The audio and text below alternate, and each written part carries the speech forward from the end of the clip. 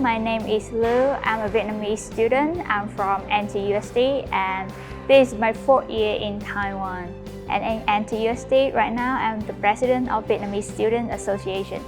So actually before the Vietnamese Culture Festival connection between NTUSD and Wistron, we didn't have the chance to actually know each other since I heard that the Vietnamese people is working in Wistron is very limited.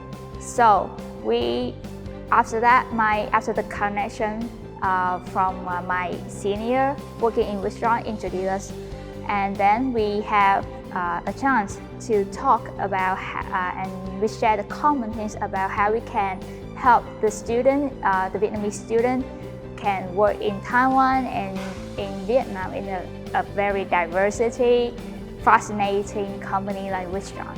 So even though we are one of the biggest Vietnamese student association in the whole Taiwan, but to be honest, it's so hard to get the Vietnamese student from other university to join in one event. And so I would say that Wistron did a very good job in gathering as much as Vietnamese students to this event today. So I was surprised with how good Wistron and how professional they are to conducting this event today. Yeah. Join Wistron!